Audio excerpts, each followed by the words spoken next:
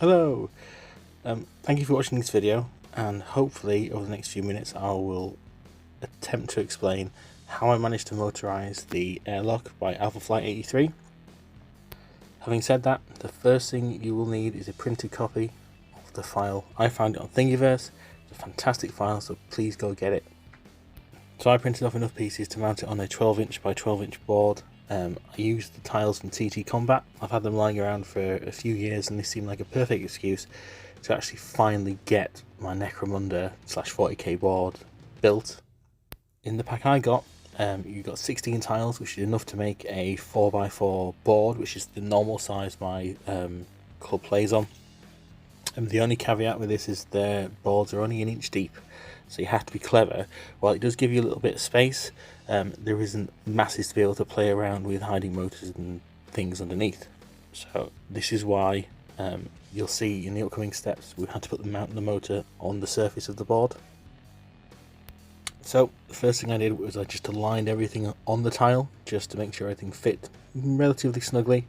As you can see on here, I've got the 4 outer tile pieces and also the first inner circle, which will help join the opening leaves, and when you move the inner circle they will move and open outwards. I'll also just throw in that at this point it's worth drawing around the inner circle, as you will be cutting this piece out later, just so then you've got it dead center and exactly where you want it. So the next step is to start to modify the contact points. You'll need 1 arm and 1 leaf, and you'll need to cut off both rivets on the arm and the bottom rivet on the leaf. So with your craft knife against the base of the rivet and pushing it to a hard surface, keep it flat to the actual piece as you can and push down, and it will come off in one go and also leave a nice little hole for you as well. The holes are the perfect width for the pegs on the inner circle and the outer circle. I like to give a scalpel just a quick run around the inside just to take off a little layer, just to make them a bit looser. It's less strain on the motor and gives you a nice smooth action. So after you've done one, you can give it a dry test fit. In this photo you can see I've done a few already, but the inner ring and the outer ring are in place. As you can see, the pegs fit nice and snugly inside the holes that we have made in the arm and the leaf. You can see that I've drilled out a couple of pegs where the arms and the leaf meet. The third one also needs doing on the outer ring. I used a 2mm drill bit for all 3, so we're using 2mm plastic tubing, the sort of stuff you get from a hobby shop or cheaply off the internet, to be able to reattach the rivets back to the base. Next step is just to drill the same 2mm hole in the underside of the rivet and then reattach it to it. For using this step, I would recommend using super glue and keep opening and closing the hatch just to keep the mechanism free. Depending on how loose you want your mechanism, kind of depends on how much tubing you want to use. If you want a nice tight mechanism, keep it as short as you can, but making sure that the mechanism can still open and close. If you want something a bit looser, use a slightly longer length. It's all really trial and error. Just go with what you're happy with. Do this for all 3 rivets that we've cut off. Just make sure the mechanism keeps opening and closing nice and smoothly until you're happy that the full thing works. Repeat these steps 4 times and attach everything. Just make sure the mechanism keeps opening nice and smoothly.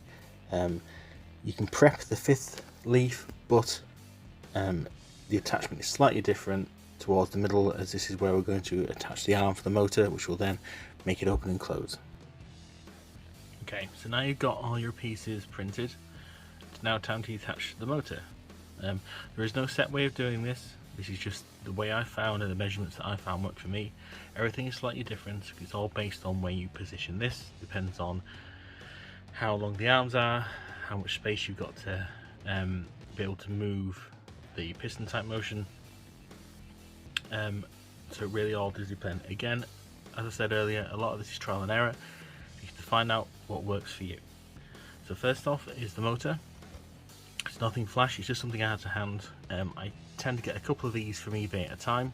They're a few pounds, mainly come from China, but they have a very low RPM.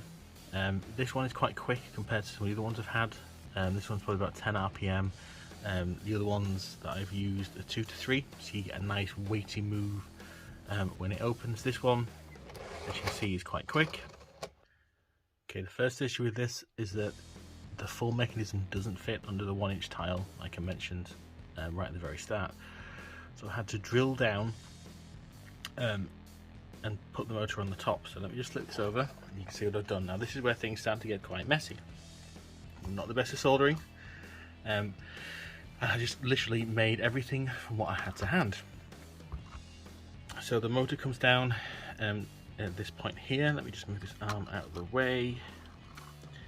Now you can see, to make it actually go, I wonder if I can get the motor to actually spin when it's upside down, possibly not. It is just a piston type mechanism that makes the whole iris open and close. So based on that, you need to work out a few distances and then you can attach the motor and get it motorized. So the first thing you need to work out is the travel. So the point from where it is closed the most to the point where it is open as far as it will go.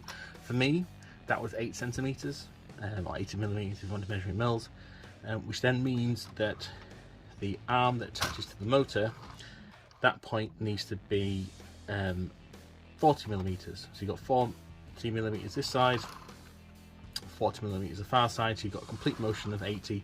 So the arm will move around and everything opens and closes nice and full. As I said, this is all depending on how far you want it to open, depends on the positioning of your motor. This point was good for me because you've got enough clearance on all sides. Again, it's up to you, a bit of tinkering, but it's all trial and error. I'm going to keep saying this as we're going through. So you need to measure the travel and then the first for the arm. Because of the type of motor I had, I only had a very small thread that came through the bottom. As you can see, nothing pokes through the arm that I've fashioned to be able to attach to a longer arm to make it open and close. And the shape of that isn't actually round, it's more of a flat-sided oval. I'll put a little picture up in a second on here. So I've adapted a hole to make that so it grips on the inside of the arm. This is actually made out of a 3D printed rod. It's part of a bigger piece from a 3D Alien Worlds pyramid, and it was great because it was hollow inside, which then meant placing this piece, the attaching to longer arm, the right screw, made it a lot easier because I could hollow out the inside of the attachment. So this connector here is just a screw. It's a flat-headed screw that I've measured 40 mil from there to there, drilled at that point, and then you can't see it, but I've dug out a hole to be able to sit it flush so it scrapes and nothing catches on the inside of the board. As you can see, it sticks out quite a way, but this doesn't matter as long as it doesn't go past the 1-inch point, this is close but it doesn't. And also with a piece of tubing I put on, you can tighten it a little to make it go tighter or slower depending on how you want it to look. The next point along is a longer arm. This from there to there was 11 centimeters, 110 millimeters. So I've just measured from that point to that point to get this coming down. The second point I'll point out here, this is just a plain screw. I don't know if you can see that. Just with a piece of card on it. It just goes from the top leaf, drilled all the way through the bottom so that it's nice and loose, and then a small piece of card and then drilled into and through to give a nice tight grip into the bottom arm. This one we don't really want to spin that much because it's going to be like a pull motion as opposed to a spinning motion. If it spins, no grip, it can come undone and it just causes issues later on.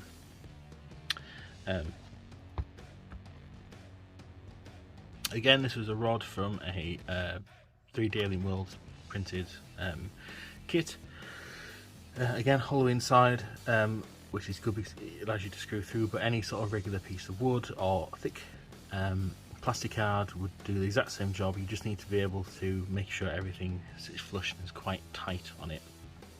The last thing I'll point out is this piece was I found an issue where, because it's on a slight curve, it would pull too tight, and as you can see, there's a point where the motor spins around the back, but the door, the iris itself, sorry, was too it was already too far open, it wouldn't go any further, so it got stuck. To remedy this, I've extended the hole on the inner bar, but making sure that it was away from the initial join point. So if that was 110mm to there, it's a little bit further on this side, so that when the motor's pushing, it will push it to the fullest that it's closed. It just gives you that little extra piece of wiggle room for me on, so it can actually get round nice and smoothly and close itself. On a subsequent version I've done for this for somebody else, this wasn't all here. I knew what I was doing. Again, as I said, it's all a case of trial and error. Nothing on this is particularly specialised. It's just all pieces I had laying around. Screws are just what I had in my general toolbox. Nobody's going to see it, so it doesn't need to be the neatest thing in the world, hence all the tape. The only thing you have to be aware of, particularly with the screws, is it doesn't go past the bottom, so I think that one's pretty close to being past the 1 inch point, which is why it's been filed off a little bit, if you can see that. The last thing I will mention is the circuitry. It's just a simple series circuit with a push to close switch. I think it was a 5mm hole, so you can see that it just runs through to the top side perfectly nicely in there, and it's just nice and snug, and you can paint over it very, very easily. So once you've done all that, you should have a fully working motorized iris, like so. The lights are optional. Flashing red LEDs just added into a series circuit on the same power supply, going through the same switch. Entirely optional. I'll probably leave these off again if I did it a third time, because it just gives a bit more display space if you wanted to use it to put models on.